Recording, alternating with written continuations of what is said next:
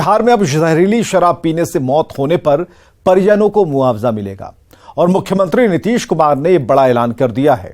पीड़ित परिवारों को मुख्यमंत्री राहत कोष से 4-4 लाख रुपए मुआवजा मिलेगा और इसके लिए परिजनों को लिख कर देना होगा कि मौत शराब के सेवन से हुई है और सरकार के फैसले पर सियासत भी तेज हो गई है। जहरीला शराब का डेथ हो गया, ये हो गया, तब उसके परिवार को अगर वो लोग लिख करके दे देगा और उसके बाद हम उसको मदद कर देंगे।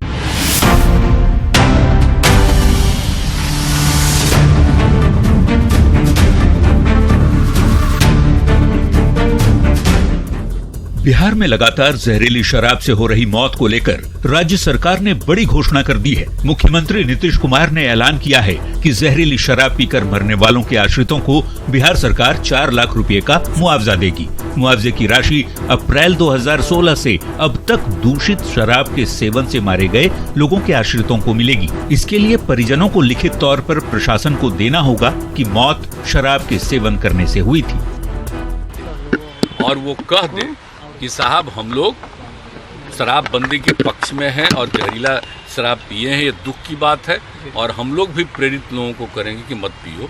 ये कहते हुए वो अपना भेज देगा कि हम लोगों को तकलीफ है, तो हम लोग बिल्कुल सरकार की तरफ से उसके परिवार को हम सोच लिए हैं कि हम 4 लाख रुपया उसको हम मदद करें। बिहार में शराबबंदी लागू हुए 7 साल बीत चुके हैं।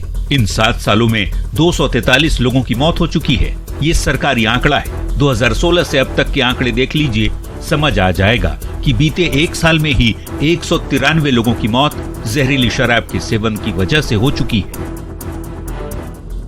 बीजेपी ने कुछ महीने पहले सारण में जहरीली शराब के सेवन से करीब 80 लोगों की मौत के बाद से ही सरकार को मुआवजा देने की मांग कर रही थी। हालांकि तब नीतीश ने शराबबंदी के बीच शराब के सेवन से मरने वालों के प्रति थोड़ी भी सहानुभूति नहीं दिखाते हुए मुआवजा से इनकार किया था। अब बीजेपी इसे सरकार पर अपनी जीत बता रही है।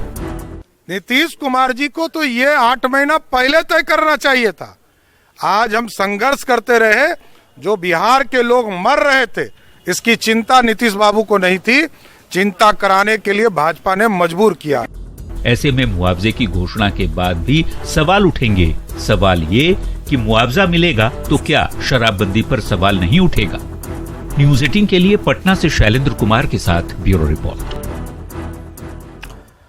चलिए अब मुआवजे की मुश्किल समझते हैं। सरकार की लाख कोशिशों के बावजूद शराब से मौत की जो घटनाएं हैं वो रुक नहीं रही, घटती जा रही हैं और यही वजह है कि अब सीएम के पास कोई रास्ता नहीं रह गया। लोगों की मौत को देखते हुए मुआवजे की उन्होंने बात कही और परिवार की स्थिति को देखते हुए, आर्थिक स्थिति को देखते हुए कोई रास्ता नहीं बचा था। आर्थिक हालात को देखते हुए मुआवजा देने का उन्होंने फैसला कर लिया। लेकिन सवाल है कि क्या 2016 से जितनी मौत हुई वो आंकड़ा दिखाएंगे? वो आंकड़ा कहां है और क्या राज्य सरकार के पास आंकड़े मौजूद हैं?